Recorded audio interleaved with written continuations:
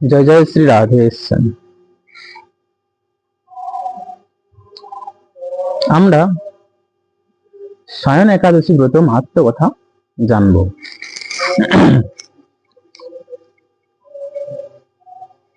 এই শয়ন একাদশী ব্রত উপবাস করব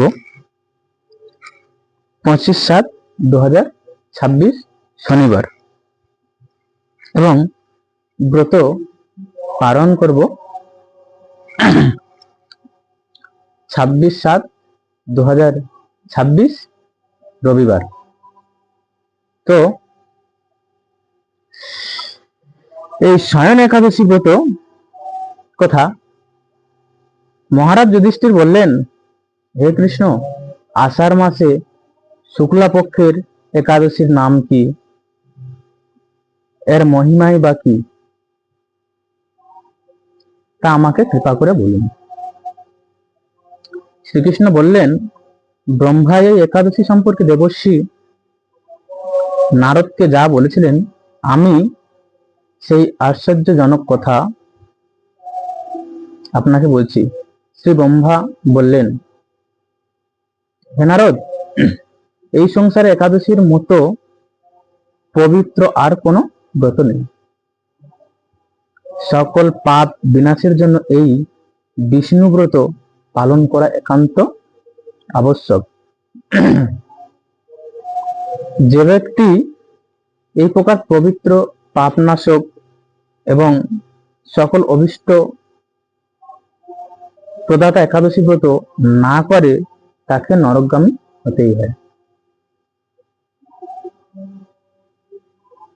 আষাঢ় মাসে শুক্লপক্ষের একাদশী শয়নী নামে বিখ্যাত। শ্রী ভগবান ঋষিকেশের জন্য এই ব্রত পালন করতে হয়।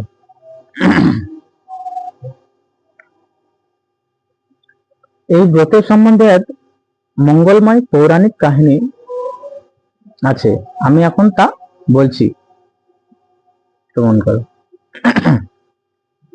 বহু বছর পূর্বে সূর্য বংশে মানধাতা নামে এক রাজর্ষি ছিলেন। তিনি ছিলেন সত্য প্রতিজ্ঞ এবং প্রতাপশালী চক্রবর্তী রাজা। প্রজাদেরকে তিনি নিজের সন্তানের মতো প্রতিপালন করতেন। সেই রাজ্যে কোন রকম দুঃখ, রোগ ব্যাধি, দুর্ভিক্ষ, আতঙ্ক, খাদ্য অভাব অথবা কোনো অন্যায় আচরণ ছিল না। এইভাবে বহুদিন অতিবাহিত হলো। কিন্তু এক সময় হঠাৎ দৈব দুর্বিপাকে ক্রমাগত 3 বছর সেই রাজ্যে কোনো বৃষ্টি হয়নি। দুর্ভিক্ষের ফলে সেখানে দেবতাদের উদ্দেশ্যে দান মন্ত্রে স্বাহা, স্বাধা ইত্যাদি শব্দ বন্ধ হয়ে গেল। এমনকি বেদ পাঠও ক্রমশ বন্ধ হল। তখন প্রজারা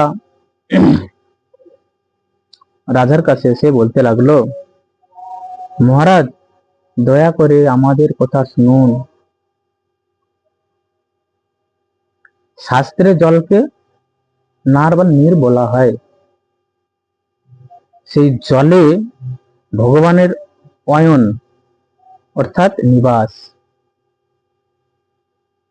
কারণ ভগবানের নিবাস হচ্ছে জলে। তাই ভগবানের এক নাম নারায়ণ। মেঘরূপে ভগবান বিষ্ণু সর্বত্র বাড়ি বরিশন করেন। সেই বৃষ্টি থেকে অন্ন এবং অন্ন থেকে প্রজাগণ জীবন ধারণ করে। এখন সেই অন্নের অভাব, প্রজারা ক্ষয়প্রাপ্ত হচ্ছে।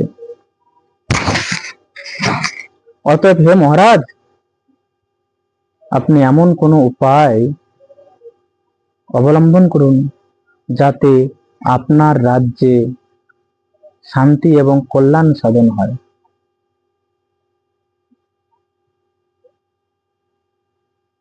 রাজা মান্ধাতা বললেন, তোমরা ঠিক বলেছ।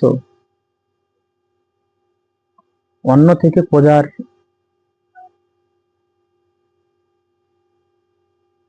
উদ্ভব, অন্ন থেকেই প্রজার পালন, তাই অন্নের অভাবে প্রজারা বিনষ্ট হয়। আবার রাজার দোষেও রাজ্য নষ্ট হয়।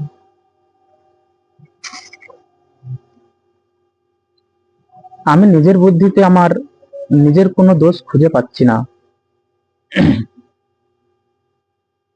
তবু প্রজাদের কল্যাণের জন্য আমি আপ্রাণ চেষ্টা করব। রাজা যদি হতে হতো এমনই রাজা হতে হবে। দেখেন, বলছি যে আমি আমার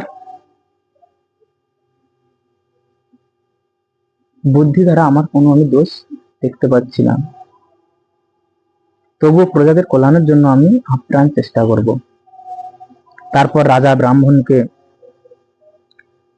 প্রণাম করে সৈন্যসহ বনে গমন করলেন। সেখানে প্রধান প্রধান ঋষিদের আশ্রমে ভ্রমণ করলেন। এইভাবে একদিন তিনি ব্রহ্মাপুত্র মহা তেজস্বী অঙ্গিরা ঋষির সাক্ষাৎ লাভ করলেন।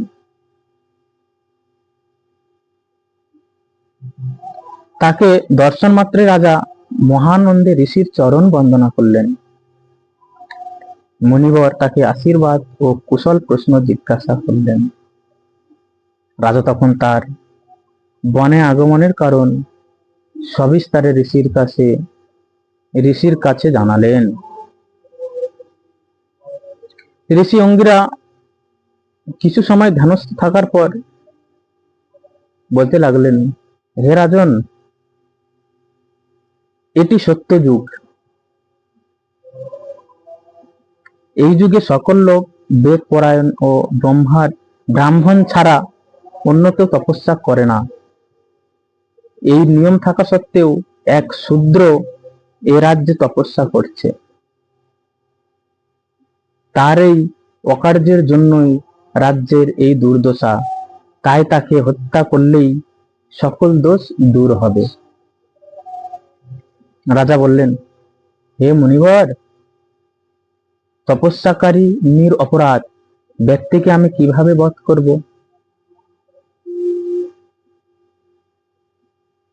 এই হচ্ছে রাজা। আমার পক্ষে সহজসাধ্য অন্য কোনো উপায় থাকলে আপনি তা দয়া করে আমাকে বলুন। তদুত্তরে মহর্ষি অঙ্গিরা বললেন, আপনি আষাঢ় মাসে শুক্লপক্ষে সায়নী নামে প্রসিদ্ধা একাদশী ব্রত পালন করুন। এই ব্রতের প্রভাবে নিশ্চয় রাজ্যে বৃষ্টি হবে। এই একাদশী সর্বসিদ্ধি দাত্রী এবং সর্ব উপদ্রব নাশকারিণী। হে রাজন, প্রজা ও পরিবার বর্গ সহ আপনি এই ব্রত পালন করুন।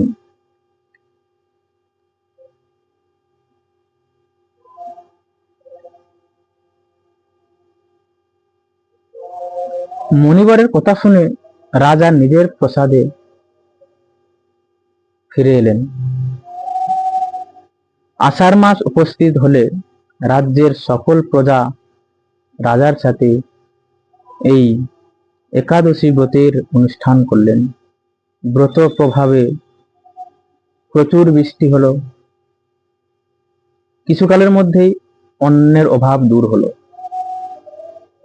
ভগবান ঋষিকেশের কৃপায় প্রজাগণ সুখী হলো। এই কারণে সুখ ও মুক্তি প্রদানকারী এই উত্তম ব্রত পালন করা সকলেরই অবশ্য কর্তব্য।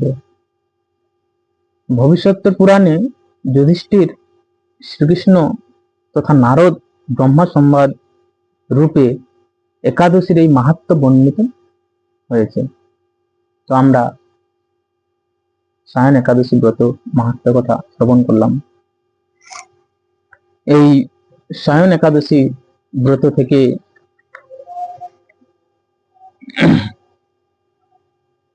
চাতুর্মাস্য ব্রত আরম্ভ হবে।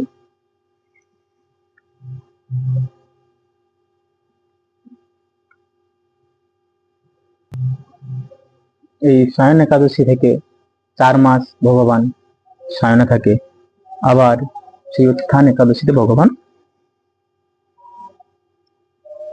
ওঠে, এইরূপ শাস্ত্রে বর্ণনা আছে। তো এই শয়ন একাদশী ব্রত আমরা পালন করছি 25/7/2026 শনিবার, এবং ব্রত পালন করছি 26/7/2026 সকাল 9:32 মধ্যে।